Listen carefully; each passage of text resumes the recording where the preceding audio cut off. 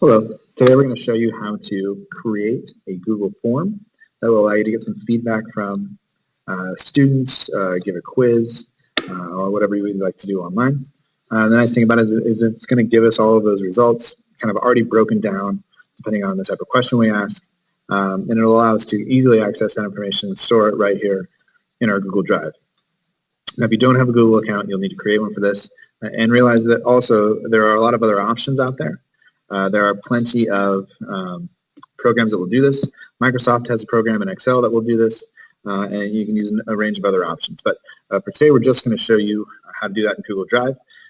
So what you would do is you would come up here to New, okay, once you're in your Google Drive, however you do that.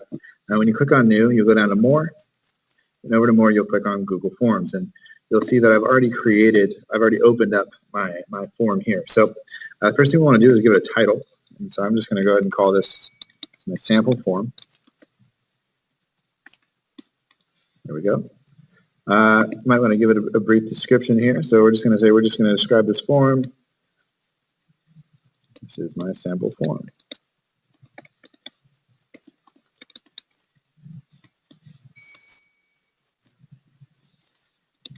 And there are lots of different question types and things that we can do here. Okay, you'll notice that you have different things you can add over here. You can put it in images. You can add a section if you want to do that. You can add a question here. So the first thing we're going to do is we're going to add a question. Okay, and if we look here, we're going to just name this as a name because we want people to give us their name. Now, obviously, this is not a good multiple choice question. So if we come over here where it says multiple choice and click it, there is a drop-down menu.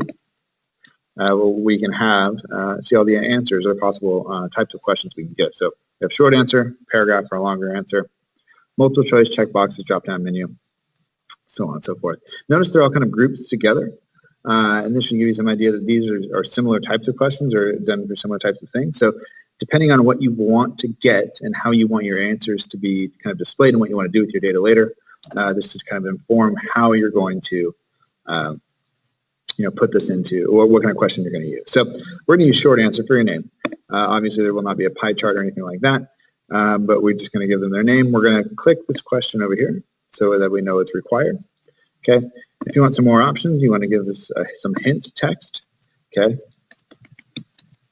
We're going to ask them to tell us their name, first and last. All right. And we're all done with that question. Okay. If you want to add another question, you can do that. And I'm going to go ahead and add another question. This time I'm going to check drop down. Okay. Class. Okay. I'm going to add some hint text. Select the class you were in. For the fall semester of 2015.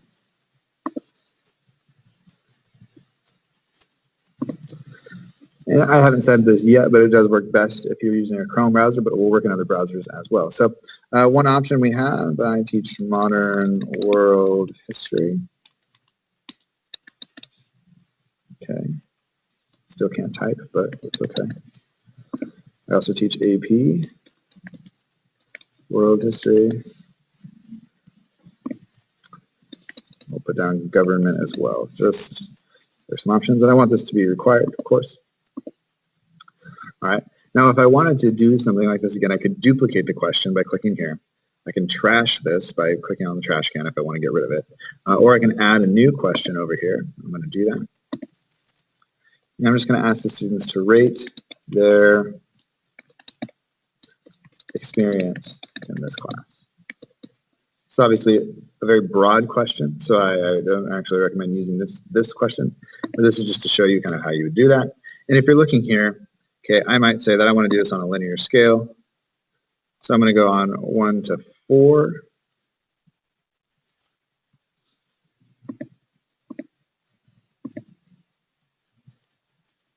It will allow me to do, there we go. 1 to 4. say super lame, super awesome.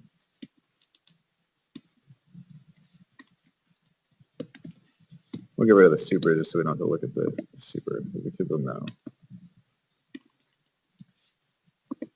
Okay, we'll require that, and now when the students select that, we'll get to see how many students think the class was awesome and how many students thought the class was not awesome or lame. You can do another one here where you can go into the paragraph question, okay, and say, please justify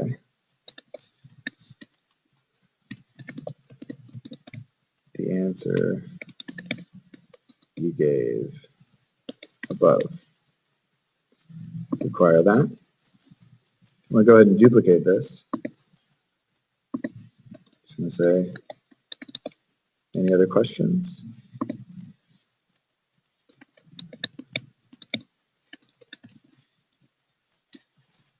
Okay, and that is required. I'm not going to require that because they may not have anything to say. Okay, and at that point we are done. Okay, I've created my quick thing. I'm going to know their name. I'm going to know what class they're in, and they may not want to give me their class if they're doing this rate their experience thing. So I'll make sure. And since I decided that after the fact, I can go ahead and make this not required anymore. They can give it to me if they want, and I'll let them know that it is optional, so they don't feel obligated. Because I want honest feedback more than I want to know what kids don't like me, right? So then up here, we can change color if we want. We can change the settings. We can send this to students. I think the easiest way to get it to them is to click on this preview link here. Okay, it'll show us the sample form. It shows us the title. It shows us what the students are going to see when they do this. Okay. If I copy this link, okay, wherever I paste that link, people will be able to click on it and view it. So if you have a blog or whatever, you embed that link in there and they have it. You can also use a URL shortener such as bit.ly. And when you do that, it creates a shorter link and the kids can type that in, or the adults even can type that in, and they have access to that right away, and then they can go ahead and fill that in. So if you have any other questions, please let me know. I know I went through this fairly quickly. One other thing you can do before we go is you can adjust kind of what comes up at the end. So you can kind of see if you click on the settings here, you can submit only one response. So if you're using Google Apps for Education, your kids have accounts, you can click that and they can only submit one time per email address. You can allow people to edit their response or see a summary of responses after they're done. So you can let the whole class or whole kind of community see kind of what kids felt. You can show progress bar, you can shuffle the question order, all of those things. The thing that I like to pay the most attention to is the confirmation page. So when people submit, it's kind of nice if you have like a personal message, instead of just your response has been recorded, which is fine. Say thank you for taking the time to give me some feedback about the class. I know you were busy and appreciate your time. Thanks. And then you can put your name if you want. So I'll just put that.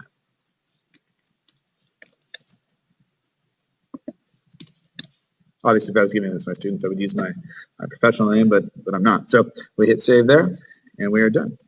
So now when students, after they go through and complete this, they will see that. Let's go ahead and go through here, and we will I'll refresh this page, and I'll go ahead and take it. Okay, so name, I'll put Matt, class, I'll choose AP World History. I'll give this class a 3. Please justify your answer. The teacher was funny,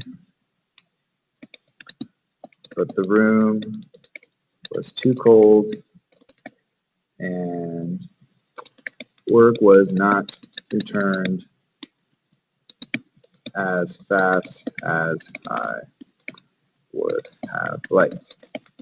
Sometimes I didn't get my notes back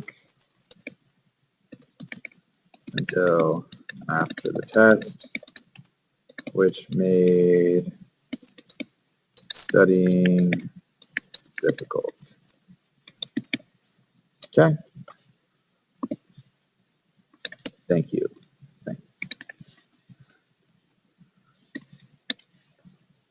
Submit. Okay, now as a student or whoever, see this and they say, oh, that's kind of cool, you know, whatever. And for us, since we're in charge of this, we can go over here to responses. Okay, and we get to see. We get to see their responder's name, the class. So red is AP World History. We can see that I've gotten 1, 3, and it'll give us kind of how many people do that or how many people have rated it that way.